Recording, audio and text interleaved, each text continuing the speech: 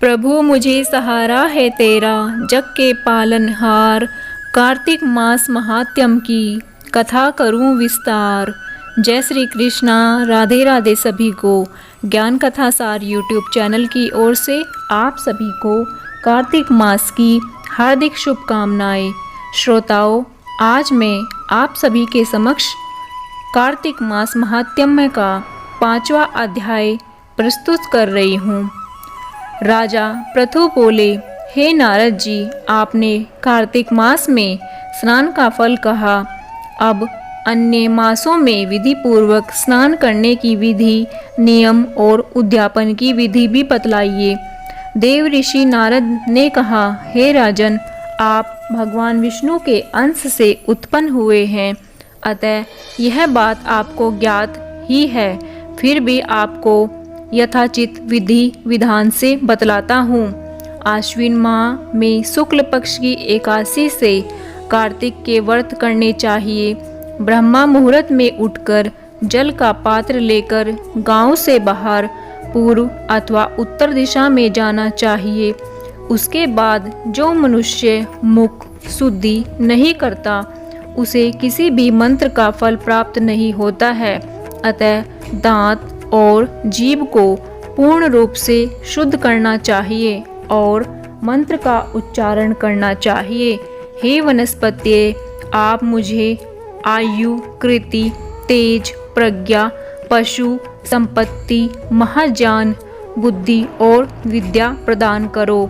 इस प्रकार उच्चारण करके वृक्ष से बाहर अंकुल की दातुन से ले। दूध वाले वृक्षों से दातुन नहीं लेनी चाहिए। इसी प्रकार कपास, कांटेदार वृक्ष तथा जले हुए वृक्ष से भी दातुन लेना मना है, जिससे उत्तम गंध आती हो और जिसकी टहनी कोमल हो। ऐसे ही वृक्ष से दतावन करनी चाहिए। प्रतिपदा, अमावस्या, नवमी, छठी, रविवार को चंद्र तथा सूर्य ग्रहण में दातुन नहीं करनी चाहिए। तत्पश्चात भली भांति स्नान कर के फूल माला, चंदन और पान आदि पूजा की सामग्री लेकर प्रसन्न चित्त व भक्ति पूर्वक शिवालय में जाकर सभी देवी देवताओं की आराध्य, आचमनीय आदि वस्तुओं से पृथक पृथक पूजा करके प्रार्थना एवं प्रणाम करना चाहिए। फिर भक्तों के स्वर मिलाकर श्री हरि का कीर्तन करना चाहिए। मंदिर में जो गायक भगवान श्री हरि का कीर्तन करके आए हो, उनका माला, चंदन, तांबुल आदि से पूजन करना चाहिए, क्योंकि देवालयों में भगवान विष्णु को अपनी तपस्या, योग और दान द्वारा प्रसन्न करते थे। परंतु कलयुग में भगवत गुणगान को ही भगवान श्री हरि को प्रसन्न करने का एकमात्र साधन माना गया है। नारद जी राजा पृथु से बोले, हे राजन, एक बार मैंने भगवान से पूछा कि हे प्रभु, आप सबसे अधिक कहाँ निवास करते हैं? इसका उत्तर देते हुए भगवान ने कहा, हे नारद, मैं वैकुंठ या योगियों के हृदय में निवास नहीं करता, अपितु जहाँ मेरे भक्त मेरा कीर्तन करते हैं, मैं वहाँ अवश्य निवास करता हूँ। जो मनुष्य चंदन माला आदि से मेरे भक्तों का पूजन करते हैं, उनसे मेरी ऐसी ही प्रीत होती है जैसे कि मेरे पूजन से भी नहीं हो सकती।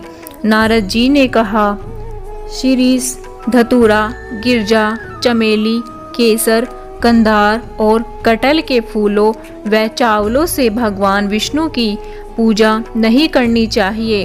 अड़हल, कंद, गिरीश, जूही, मालती और केवड़ा के पुष्पों से भगवान शंकर की पूजा नहीं करनी चाहिए।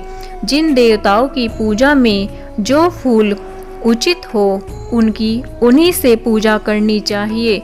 पूजन समाप्ति के बाद भगवान से क्षमा प्रार्थना करनी चाहिए। हे सुरेश्वर, हे देव, न मैं मंत्र जानता हूँ, न क्रिया, मैं भक्ति से भी हीन हूँ। मैंने जो कुछ भी आपकी पूजा की है, उसे पूरा करें। ऐसी प्रार्थना करने के पश्चात प्रणाम करके भगवत कीर्तन करना चाहिए, श्री हरि की कथा सुननी चाहिए और प्रसाद ग्रहण करना चाहिए।